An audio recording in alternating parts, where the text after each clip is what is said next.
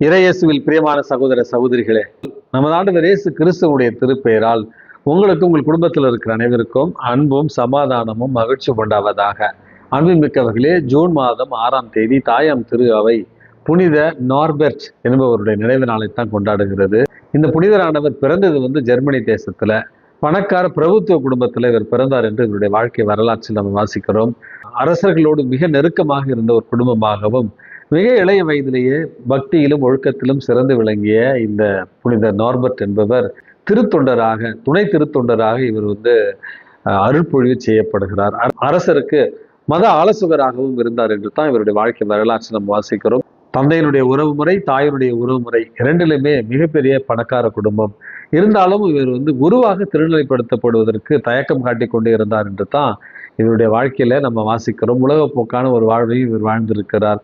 பிறகு ஒரு நாள் இவர் குதிரையில சவாரி செய்து கொண்டிருந்த பொழுது திடீரென்று மின்னல் வெட்டியது போல ஒரு அனுபவம் ஏற்படுகிறது. குதிரையும் கீழே விழுந்து விடுகிறது, இவரும் கீழே விழுந்து விடுகிறார். அதற்கு பிறகு நீண்ட நாளைக்கு நோய்வாய்ப்பட்டு படுத்த படுக்கையாக இருந்தார். இவர் புனிதர்களுடைய பரிந்துரையை மன்றாடி கடைசியில் அற்புதமான வகையில இவர் உயிர் பிழைத்தார் என்றும், அதற்கு பிறகு ஆடம்பரத்தை வெறுத்து துறவரத்தின் மீது நாட்டம் கொண்டவராய், குருத்துவத்தின் மீது நாட்டம் கொண்டவராய் அருட்பொழிவை ஏற்றுக்கொள்கிறார்.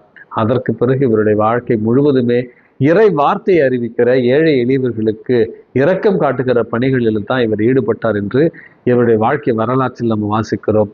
அன்புமிக்கவர்களே, ஜெர்மனி, நெதர்லாந்து மற்றும் ஜெர்மனி சுற்றி இருக்கிற நாடுகளுக்கு இவர் பயணம் மேற்கொண்டு பலரை கிறிஸ்துவுக்குள் கொண்டு வந்தார் என்று தான் இவருடைய வாழ்க்கை வரலாறு நமக்கு உணர்த்துகிறது. தன்னுடைய இந்த மறைபரப்பு பணியையும் சமூக பணியும் ஏறெடுக்க நார்பர்டையன்ஸ் என்று சொல்லப்படுகிற ஒரு துறவர சபையையும் இவர் ஏற்படுத்தினார் என்று இவருடைய வாழ்க்கையில நம்ம வாசிக்கிறோம். அன்புமிக்கவர்களே, பணக்கார குடும்பத்துல பிறந்திருந்தாலும் ஏழை எளியவர்களுக்கு உதவி செய்கிற இயேசுவை தன்னுடைய வாழ்க்கையினுடைய இரட்சகராக ஏற்றுக்கொண்ட ஒரு வாழ்வாகத்தான் இந்த புனிதர் நார்பர்ட் அவர்களுடைய வாழ்வு இருந்திருக்கிறது. இவரை போல நாமும் இயேசுவை நம்முடைய மீட்பராக ஏற்றுக்கொண்டு வாழ வேண்டிய ஒரு வரத்திற்காக இன்றைக்கு மன்றாடி செபிப்போம். அன்புமிக்கவர்களே, இன்றைக்கு நற்செய்தி வாசகத்துல நமது ஆண்டவர் இயேசு கிறிஸ்து பரிசேயர்களைப் போல நாம் இருக்கக்கூடாது. நம்முடைய நம்பிக்கையிலும் விசுவாசத்திலும் வெளிவேடத்தை காண்பிக்க கூடாது. வெளிவேடமான நம்பிக்கையும் வெளிவேடமான ஒரு வழிபாடும் நமக்கு உண்மையான ஒரு ஆன்மீக அனுபவத்தை தராது என்பதை உணர்த்தும் விதமாகத்தான் பரிசேயர்களைப் போல வெளிவேடத்தோடு இருக்காதீர்கள் என்று அவர்கள் தாங்கள் அணிகிற ஆடைகள் அல்லது முகத்தை விகாரமாக வைத்துக் கொண்டிருப்பது, பொது வழிகளில இறை வார்த்தையை எழுதி அதை தங்களுடைய ஆடைகளில அணிந்து கொள்வது, அல்லது ஜபக்கூடங்களுக்கு சென்று ஜெபிப்பது போல நடிப்பது, ஆலயத்திற்கு சென்று காணிக்கை பெட்டிகளில் அதிகமான சில்லறை காசுகளை நாணயங்களை எடுத்து சென்று எல்லோருக்கும் கேட்கும்படியாக அந்த நாணயங்களை கொட்டுவது, இப்படியாக மற்றவர்கள் தங்களை பார்க்க வேண்டும், தங்களை பற்றி உயர்வாக நினைக்க வேண்டும் என்பதற்காக உள்ளத்துல துளியும் நம்பிக்கையும் விசுவாசம் பக்தியும் இல்லாமல் வெளிவேடமாக நடந்ததைத்தான் நமது ஆண்டவர் இயேசு கிறிஸ்து இன்றைக்கு கண்டித்து திருத்துகிறார்.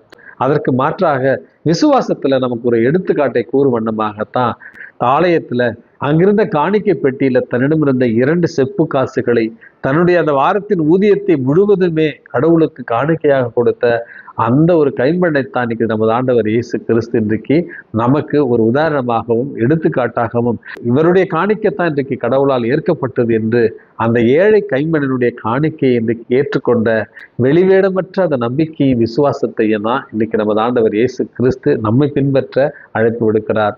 அன்பு உறவுகளே, நான் வாழ்கிற இந்த ஒரு காலகட்டத்துல வெளிவேடக்காரர்களை பற்றி கொஞ்சமா நம்ம சொல்ல வேண்டும். உலகம் முழுவதும் இன்றைக்கு பல்வேறு மத தலைவர்கள் இருக்கிறார்கள். மக்கள் பார்க்க வேண்டும் என்பதற்காக தங்களுடைய முகங்களை விகாரமாக்கி கொண்டு உடைகளை அணிந்து கொண்டு அல்லது வெளிவேடமான இன்றைக்கு வழிபாட்டில் ஈடுபட்டு கொண்டிருக்கிறார்கள். ஆனால் நமது ஆண்டவர் இயேசு கிறிஸ்து வழிபாடும் விசுவாசமும் நம்பிக்கையும் நம்முடைய உள்ளத்திலிருந்து ஊற்றெடுக்க வேண்டும் என்று சொல்லுகிறார். ஆகவே அன்புமிக்கவர்களே, வெளிவேடமற்ற உண்மையான நம்பிக்கையும் விசுவாசத்தையும் நம்மில் வளர்த்து கொண்டு இயேசுவை உண்மையாகவே அன்பு செய்து அவரை நம்முடைய தனிப்பட்ட மீட்பராக ஏற்றுக்கொண்டு ஒவ்வொரு நாளும் விசுவாசத்தில் வளர்ந்திட இறைவன் உங்களையும் என்னையும் தூண்டுவாராக. எல்லாம் வல்ல இறைவன் தந்தை, மகன், தூய ஆவி உங்களையும் உங்கள் குடும்பத்தில் இருக்கிற அனைவரையும் நிறைவாக ஆசீர்வதித்து பாதுகாத்து வழி நடத்துவாராக. ஆமென்.